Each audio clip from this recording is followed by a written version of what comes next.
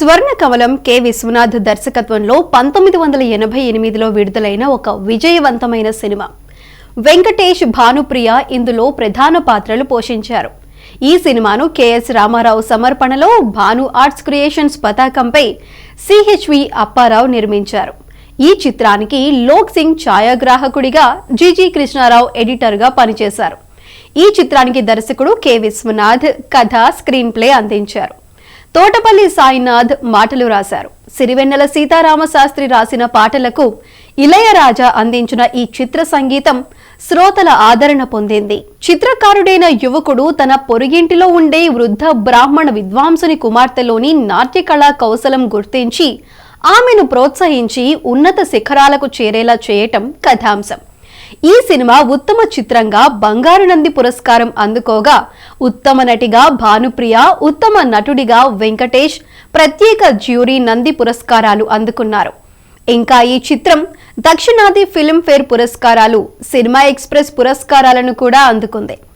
ఈ సినిమాకు కెవి సత్యనారాయణ నృత్య దర్శకత్వం చేశారు. మీనాక్షి, సావిత్రి కూచిపూడి నాట్యంలో నిష్ణాతులైన శేషేంద్ర శర్మ ఇద్దరు కూతుర్లు. ఆయన నాట్యంలో ఎంతో ప్రసిద్ధిగాంచిన వాడైనా పెద్దగా కలిగిన కుటుంబం కాకపోవటంతో తన ఇద్దరు కూతుళ్లకు అందరిలాగే చదువు చెప్పించలేకపోతాడు. కానీ సావిత్రికి కర్ణాటక సంగీతంలో, మీనాక్షికి కూచిపూడి నాట్యంలో శిక్షణ ఇస్తాడు. సావిత్రి తనకు తెలిసిన విద్యను గౌరవప్రదంగా ఎంచి దాన్నే జీవనాధారంగా భావిస్తుంటుంది. కానీ రెండవ కూతురు మీనాక్షి మాత్రం నాట్యం లాంటి కళలు కడుపు నింపవనే భావన కలిగి ఉంటుంది. సాధారణంగా అందరూ అభిమానించే విలాసవంతమైన జీవనం గడపాలని కోరుకుంటుంది. ఇవన్నీ కేవలం ఆమె అక్కతోనే చెప్పుకుంటుంది. ఇదిలా ఉండగా వారి ఇంటి పక్కన ఇంట్లోకి చంద్రశేఖర్ అనే చిత్రకారుడు అద్దెకు దిగుతాడు. ఆమెలోని నాట్యాన్ని చూసి అభిమానిస్తాడు. కానీ ఆమె అయిష్టతను గమనించి బాధపడతాడు. వారి కుటుంబానికి చిన్న చిన్న పనుల్లో సహాయపడుతూ వారికి చేదోడు వాదోడుగా ఉంటాడు. ఆమె చేత ఎలాగైనా నాట్య ప్రదర్శన ఇప్పించాలని ఒక ప్రదర్శన కూడా ఏర్పాటు చేయిస్తాడు. అయితే ఆమె అయిష్టంగా అందుకు ఒప్పుకొని నాట్యం మధ్యలో సగంలో నిలిపివేయటంతో ఆమె తండ్రి నాట్యాన్ని కొనసాగిస్తాడు. కానీ దురదృష్టవశాత్తు ఆయన నాట్యం చేస్తుండగానే మరణిస్తాడు. తన తండ్రి మరణానికి తనే కారణమయ్యానని బాధపడుతుంటుంది.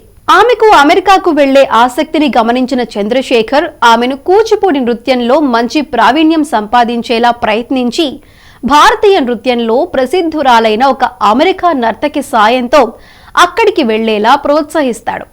అమెరికా వెళ్లటానికి ఎయిర్పోర్ట్ దాకా వెళ్లిన ఆమె చంద్రశేఖర్కు తన మీద ఉన్న ప్రేమను అర్థం చేసుకొని తిరిగి వచ్చేస్తుంది. ఇద్దరూ కలుసుకోవటంతో కథ సుఖాంతమవుతుంది. ఈ సినిమాలో కీలక భాగం కథానాయిక చుట్టూనే తిరుగుతుంది. ఈ పాత్రను భానుప్రియ పోషించగా, ఆమెకు స్ఫూర్తి కలిగించే పాత్రలో కథానాయకుడి పాత్రలో వెంకటేష్ నటించారు. ఈ సినిమాలో కథానాయికకు స్ఫూర్తిని కలిగించే నర్తకి పాత్రలో షారన్ లోవెన్ తన నిజ జీవిత పాత్రలో నటించింది. మొదట్లో ఈ పాత్రకు యామిని కృష్ణమూర్తి, సంయుక్త పాణిగ్రహ మొదలైన వారిని అనుకున్నారు.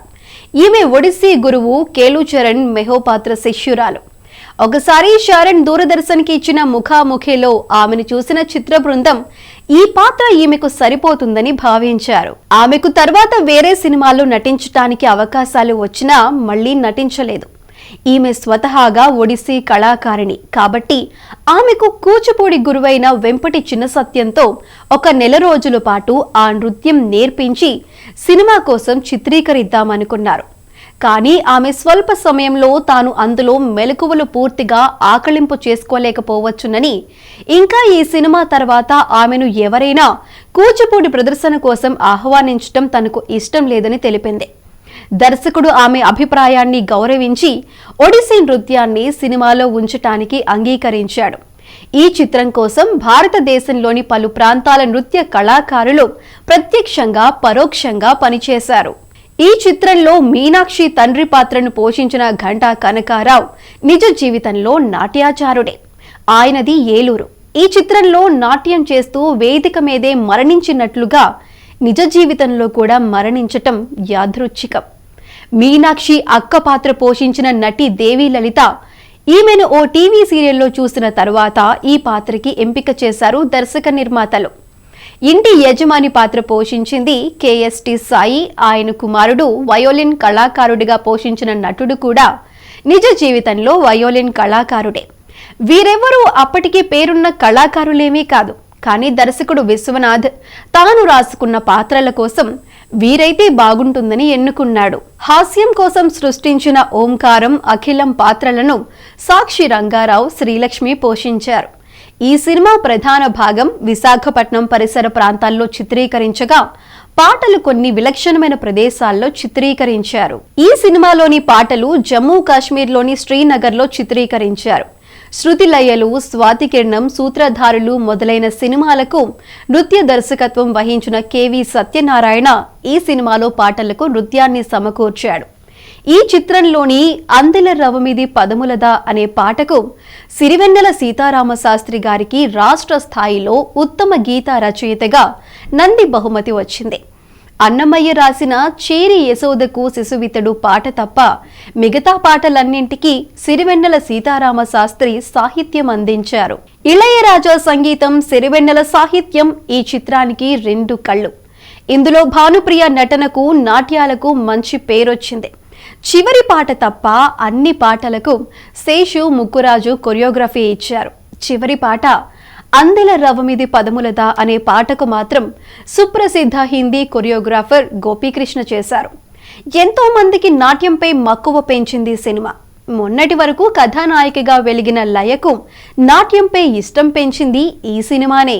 2.5 గంటల పాటు సాగే ఈ సినిమాలో ఒక్క నాట్యం గురించే కాదు, సంస్కృతి, సాంప్రదాయం, భక్తి, ప్రేమ, తిరుగుబాటు ఇలా ఎన్నో అంశాలు స్పృశించారు విశ్వనాథ్.